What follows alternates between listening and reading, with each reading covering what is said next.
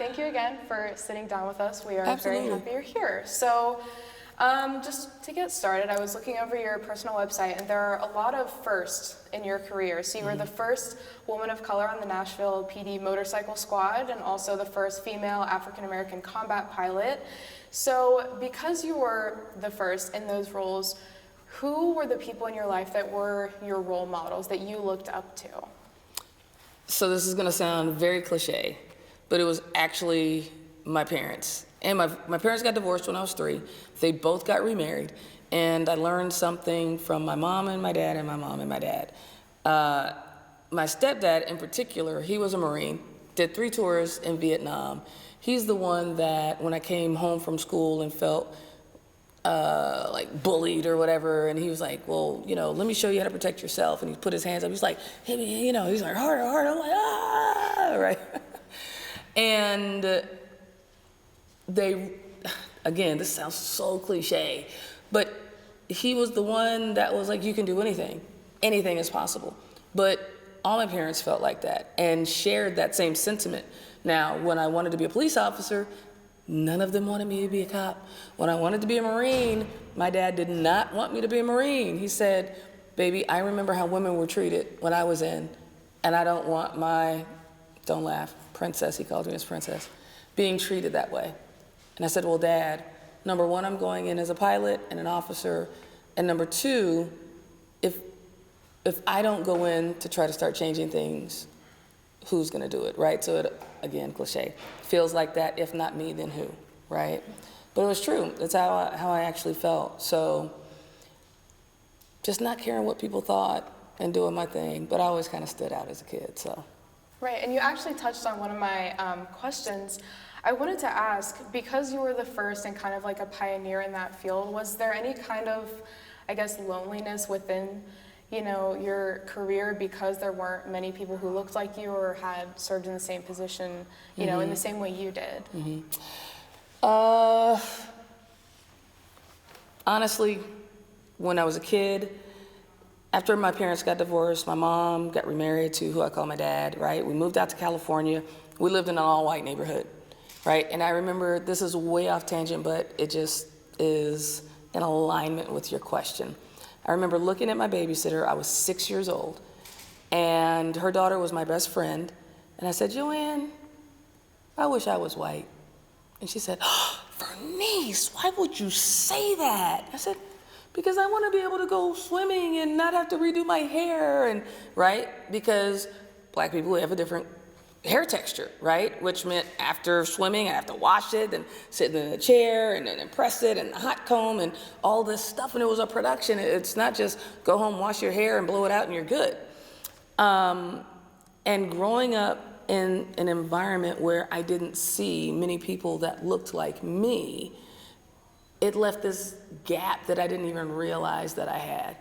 Then when we moved to Memphis, I was in the 4th grade, then it was an all-black neighborhood. But at that point, I spoke like I was from Southern California. I had longer hair, we had horses, so then I stood out, right? And some people said, oh, you're not black, or you don't act black, and so it felt like I didn't fit in any worlds, right? I definitely wasn't white. Black people didn't accept me as black. And as I went through school, I ended up feeling more like a black sheep than anything. So since I was already judged all the time, and I didn't ever fit in any time, it wasn't like I was trying to do what I could for people to like me, because I already stood out. So I just ended up doing things that I wanted to do, that I liked, right? So I ended up being a band nerd, and I absolutely loved it. And when I got to college, you know, I continued in music. I majored in exercise science. At first, I majored in animal science, emphasis in horse science. And I said, maybe I'll train and breed horses after I get rich and have a lot of money, right? And I'd filled out the application for the police department, and I'm sure we'll talk about more things in the interview. But long answer to say, I didn't ever feel like I fit in. So if I'm gonna stand out, then do a great job standing out. Absolutely. So you were talking about, your future career plans and how they had kind of shifted as you were going through school. So was the military something you anticipated going into? No, never. I did not. Okay, so, and I'm gonna actually share this story tonight when I speak for the lecture, but I didn't have any money to go to school with. My parents didn't have any money to send me, so I ended up going to school on student loans and Pell Grants. So that set up a very unique situation called broke, okay? And I was walking down it was called our student union, right, where all the students go, and that was where the cafeteria was and all that stuff. And that's where all the flyers would be for all the different activities. And I saw this one flyer on the wall. It said, free trip to Mardi Gras. I said, what? That is for me, and it fits the budget. Free, right? So I got closer to the flyer. Why? To read the fine print. And at the bottom it said, all I had to do was join the women's ROTC rifle team. And in that moment, I was like, no, that is not for me. Right? I mean, because we all see the ROTC students, whether in high school or college, they're walking around in their uniforms. I was like, that's not me. Like my stepdad, which I just call him my dad, was in the Marine Corps. My dad was 24 years Army Reserves. And it just wasn't ever a thing that I felt I wanted to do. I always wanted to be a cop that rode a horse downtown. And I thought about it for a second. I said, 7 days of Mardi Gras, sign me up, right? And I knew I could do it because my dads were in the military. It's like, I got this. So I joined the team. It was absolutely amazing. I loved the camaraderie. I developed instant friends because it was my first semester, right? Freshman in college. So I immediately had a place where I created friendships and community. Went down to Mardi Gras. It was not 7 days of uninterrupted partying, right? But it did open my eyes to something I could do to prepare for where I wanted to go, right? And that was the military. So esprit de corps, discipline, physical fitness, everything that I felt could help me get into police academy, excel once I was in, maybe even save my butt once I got out on the streets. Yeah. So that was the beginning, hook, line, and sinker. Right, and I love one of the words you used earlier was camaraderie, and so that was something you had felt, within that unit. Did that follow with you later on in your military career? Was that something that you would say was the case for every position you were in? Especially the ones where you were, the first to do whatever position it was. No, not at all. Now in ROTC, yes. When I joined the Army, yes. On the police department, yes.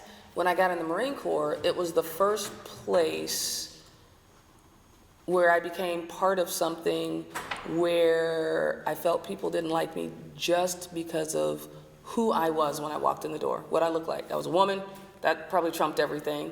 Black, right? Gay, which wasn't allowed at the time either. So it was actually a very tough environment, which became even tougher when we were deployed, because at the end of the day, when I was based at Camp Pendleton in Southern California, I could go home. I could hang out with my friends, hang out with my buds on the weekends, right? But when you're in combat, the people in your unit, that's all you have. So those were probably some of my tougher times, right? Because I didn't have camaraderie like that with the guys. There were a couple guys that were cool, but yeah, it was tough. Yeah, and you talked about several aspects of your identity that were kind of those points in which made that camaraderie more difficult or made people more, resistant to that. So what was that experience like, just things about yourself that other people were, pushing you to decide, things you can't help, but, they were gonna judge you based on anyway. Like, how do you deal with that? Well, again, something that I've dealt with, if we want to use those words, my entire life. So it was really, the real question was, how did I make it through some of the difficult times when I didn't necessarily have my support network readily available, right?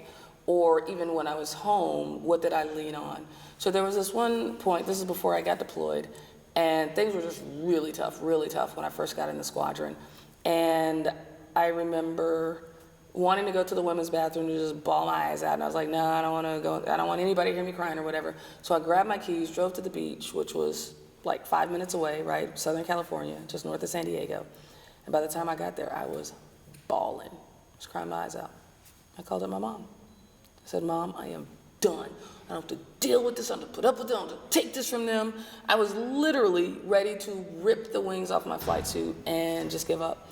And my mom said, baby, you did not work this hard, this long, to give up now. Stop crying, dry your eyes, and go back to work. And that's what I did. And I remember focusing on why I was there and what I wanted to accomplish, right? And that's just be the best I could be, do the best job I could do, and I say accomplish the mission, but it was accomplish my mission, right? And let's just be a good person. Like, I'm even wearing the T-shirt, like, be a good person. How could I just be the best me, no matter what my situation or circumstances? So. Absolutely. So I also saw that later on, or I guess I would like to ask you about this timeline, that you had served as the diversity liaison for the Pentagon, and that was also in relation to the Marine Corps. Could you talk a little bit about that position?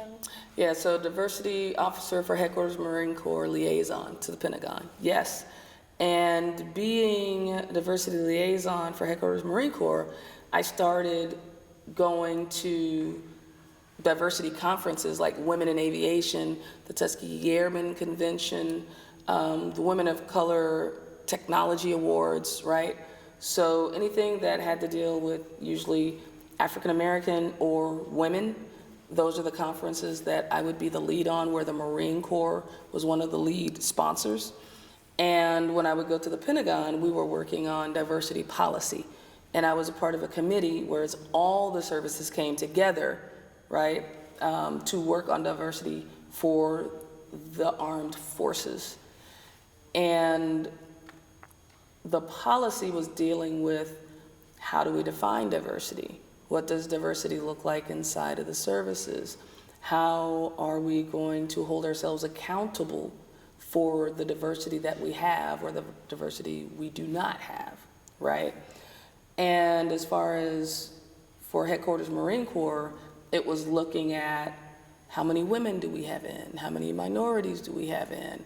What is recruiting looking like? Why don't we have more recruits showing up or wanting to enlist or wanting to become officers? Or are there any barriers that we see that we don't see? And what can we do to remove barriers that might be in there? So that's really what that position was all about. And it was in that position that I decided to actually leave the Marine Corps, because as a captain at Headquarters Marine Corps and in the Pentagon, you're just making coffee and doing PowerPoints. Like, there were generals that were aides to like the Joint Chief of Staff or something like that, would be a one-star general. And here I was a captain, right? And I knew that I could make a difference, more of a difference as Vernice Armour, I believed anyway, than I could as Captain Armour. So I actually went to our 3-star general that was over manpower, and because he actually called me to his office and he's like, Captain Armour, why should I let you out of my corps, right? And so I had an office call with him. And at the end of it, when I told him what my why was, what I wanted to accomplish in the world, and how I wanted to be able to reach women and minorities to let them know that, hey, there are so many opportunities out here. All you have to do is have the guts to go for it, right? He actually said, okay, I get it. He signed my paperwork, I got out, I started my company, and here we are, right here, 18 years later. Yeah, and I'm sure you've seen very recently in the news that topics like diversity and inclusion are really hot-button issues with, the administration. So from your perspective, or I guess just within that job that you were working in, are those kinds of programs being impacted by that? And do you have any, feelings towards that? And when that you can say, talk about? are those kind of programs being impacted, what do you mean? So like within the military, for example, in connection with the federal government, are services like looking at the diversity within the military, is that being impacted by, the cuts to DEI Yes. programs? They are 100% being, I will say they have been impacted because now they do not exist. They're actually gone. And for the probably 20 years after I made the accomplishment, it was on the DoD website. And someone off of social media sent me a couple of pages from the military websites and the DoD websites showing where everything had been removed just a couple days ago. So it's just so deep. Like, just because I'm a woman or just because I'm African American, does that diminish the accomplishment? My commanding officer, when I first joined my squadron, called me to his office. And I remember one of the other lieutenants said, Lieutenant Armour, the CO wants to see you. I'm like, oh my God, what did I do now, right? I felt like my middle name was Trouble. And I just tried to lay low because I was the only woman in the squadron at the time. So I go into his office, I'm standing at attention, and he told me at ease, and he said, Lieutenant Armour, why does the media want to talk to you? What makes you any different than any of the other lieutenants in this squadron? And I said, sir, I'm no different than any of the other lieutenants. I just want to be an amazing co-pilot, just like they do. I said, and if I may speak candidly, the Ivy League schools have been around for hundreds of years. And if no one from my family has ever graduated from Harvard or Princeton or Stanford, when someone from my family graduates from Harvard, Princeton, or Stanford, or wherever, we're gonna have a party, we're gonna celebrate. Why? Because no one from our family has graduated from there before. I said, so this is no different. Someone from my community has now done this, and my community is just celebrating. That's it. Now, whether he understood that or not, I don't know. But it's funny because I was actually sitting at a table with a woman way before this happened, maybe let's say 6 months ago. And she's like, well, does it matter that a black woman did it or a Hispanic woman did it? What about just leave it at a woman did it? And I was like, well, why not just leave it as a human did it? And it just happened to be a guy because guys were the only ones that could do it in the beginning. Let's not talk about the women's suffrage movement and when women were able to vote because guys could vote forever, right? Let's not acknowledge any of it. There are definitely people who believe that it doesn't matter whether a woman did it or a Hispanic person did it or an African American person did it. And at the end of the day, it does matter. Because when that little girl sees a woman sitting in the cockpit of that airplane she just got on, it opens her eyes to, oh wow, I could actually do that, right? So do I agree with everything that's happening right now? No. Chief of Naval Operations, fired from her position just because she was a woman. The most senior person in the United States Navy and on the Joint's Chief of Staff, just because she was a woman. By making these decisions, it's saying the only reason you were there is because you were a woman, which is saying I'm not qualified. I didn't actually do the work to be considered on the same level as the guys. When I graduated from flight school, I was #1 out of my class of 12 and #1 out of the last 200 flight students to graduate. I didn't graduate from flight school because I was black or a woman or gay. I graduated from flight school at the top of my class because I was good.